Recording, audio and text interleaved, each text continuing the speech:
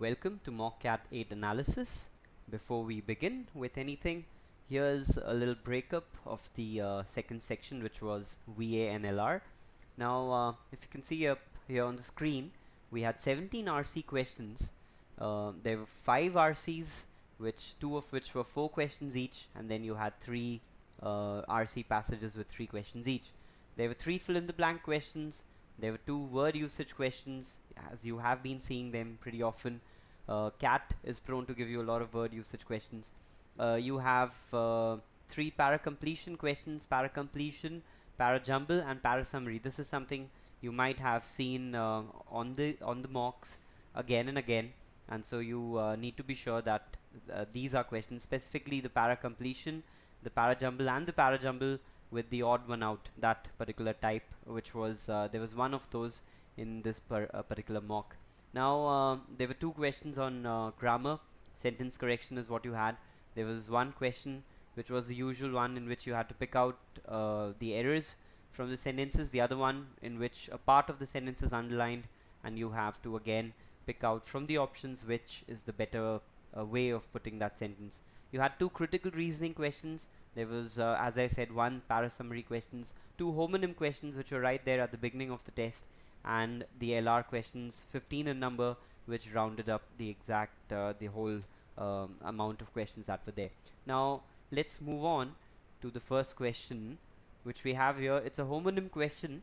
It says, given below are 5 sentences, and then these are in italics. What you need to do is that you need to figure out by reading the context which word will apply there, which of those homonyms will apply there. For instance, the first sentence says that Art Conrad hanged or hung a Santa from a cross in front of his Washington home, making a statement about the commercialization of Christmas. Should it be that he hanged a Santa, or should it be that he hung a Santa? Now, we know that the word hanged is usually used in the context of people being executed, right? So we know that this particular word cannot be the word that we are supposed to use here, and this has to be the answer then, hung, which is the past tense of hang. Now there's an interesting thing to note, that both words are actually the past tense of the word hang, but then this particular word hanged we use let's say in lieu for trying to talk about an execution, that he was hanged to death, right? Or as the quote says, that you shall be hanged till death. Now that is why we know that B has to be the answer here, that he hung a Santa from a cross in front of his house. The second statement wants us to choose between incredible and incredulous. Now we know that incredulous is the feeling, right? It's how you feel when you have seen something incredible or you have experienced something incredible. What is incredible then? Incredible is something that is unbelievable. We know that the root word cred, right? That's the root word cred. We know that it means belief, and something which is incredible is really hard to believe. So that is what the word incredible means.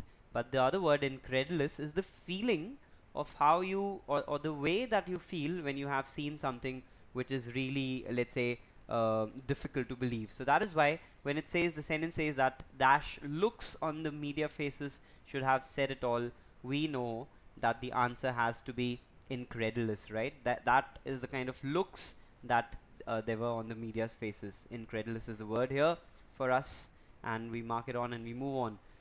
Third sentence says, she snatched the lighter from the mantle, and there's another mantle, and then you have, and ran to the door, standing close until the alcohol lit and spread. Now she snatched the lighter from the mantle. We know that one of these mantles has to have a reference to a cloak or a blanket. Now she probably couldn't have snatched a lighter from a blanket, could she, or a cloak? And that is why we know that the word has to be mantel, which is kind of a shelf. If you have heard of a fireplace, I am dead sure you have, but then a fireplace, just above the fireplace there's a small shelf that people usually have, where you would probably keep religious figures or ornaments for decoration. So that is the word here in this particular sentence. We have to go from mantel, while this word, this mantle, it refers to either a cloak or a blanket, right? The fourth one is the Barghest was essentially a nocturnal spectre. Now, the Barghest is actually it's kind of let's say a mythical animal, right? And its appearance was regarded as a potent or portent of death. Which one does it have to be? We know that this word, the one which in which the root word is pot, which means power. This word potent means powerful, right? Or something which is capable of doing things. It means effective. While this is the word that we're looking for in this sentence, portent. What does portent mean? This word basically means something which is a sign of things to come, or something which is, let's say, an omen, right? You know this word, right? Omen. Something which is a sign for what is going to happen. So that is why we know that it was, when people used to see the Barghest, people used to think that it's an omen for death, that death is supposed to follow the sighting, right? We get the answer for that one. Let's move on. He accepted the employment on the premise or the premises that he would receive an annual bonus. If I ask you to get out of the premises, that means the building, right? Or probably the whole area which comprises the buildings, right? And or the grounds along with the buildings. And so we know that this cannot be the answer here. It has to be the premise, the basis basically, or the assumption or the presupposition, all of those words, and that's why it's the answer. So then we have B, B, A, we have A again, and then we have again A. The answer to question number 51 has to be D. So this was the other homonym question that you had. Again, you had to read through the options, read through the sentences, and then figure out which one of these two words figures out. Now, restful and restive, that is what you had to choose from in the first sentence. The context says that a territory where no presence is maintained could become restful or restive, causing production to suffer or people to rebel. Now, this is the word keyword that gives away the answer here. That cannot be restful, since restful and restive have actually antonymous meanings, right?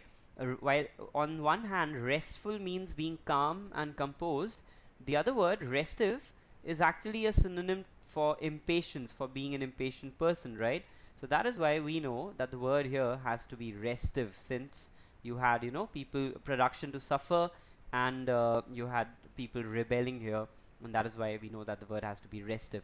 Alright, what about the second one? It says, but the Newman had no form of sensuous or sensual representation, nor did he need a house to dwell in. The word sensuous, we know, has to do with senses, right? As in the five senses that we talk about, and probably a sixth one that people believe in.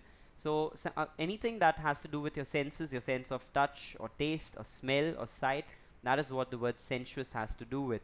While the other word, sensual, has to do with carnal desires, right?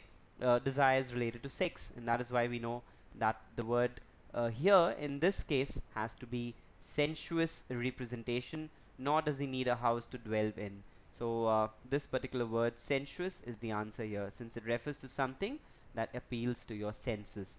Now what about the next one? Singly and singularly. Singularly, we know, is a word that is used to mark out something which is extraordinary or outstanding.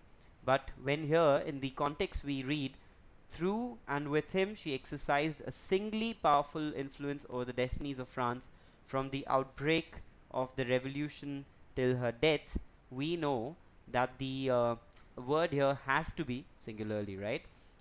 What does singly mean? Singly actually refers to one by one. If you were to talk about something going one by one, you would say yes, singly, right? But then that is the word that we use here, something which was, because it talks about something which was powerful influence, right?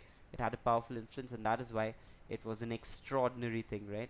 That is what extraordinary relationship, I mean influence, and that is why the answer singularly. What about the fourth one? The context says in 1741, I'm sorry, a school of instruction for the military branch of ordnance or ordnance. This we know, you might have seen it along with the word factory, an ordnance factory, right? Because the word ordnance here means weapons, right? Weapons made for the military or for the army, that is what the word ordnance means. Rockets and missiles and everything else. But then the word ordnance is used, you might have heard of ordinances being made by the through the constitution or by law, and because the word ordinance actually refers to a law or a regulation made by a city or a town government, right? So a smaller case of law, that is what we know as an ordinance, right? What about the next one then? This is the word here. Let's mark that so with that we know what should be the answer. The fifth sentence reads, Newton's desire to have no hand in writing the preface seems to have proceeded from the knowledge that Cotes was proposing to allude or elude to the dispute. What was Cotes trying to do? Was he trying to elude? You know that elude comes from the word illusion, right, which means misleading or trying to mislead. So that is what the word elude means. The word allude, though, means an indirect reference to something, and so we know that Cotes was trying to make a reference to the dispute about the invention of fluxions, and that's why this is the word that we need here. The answer thus being B, which is BABB.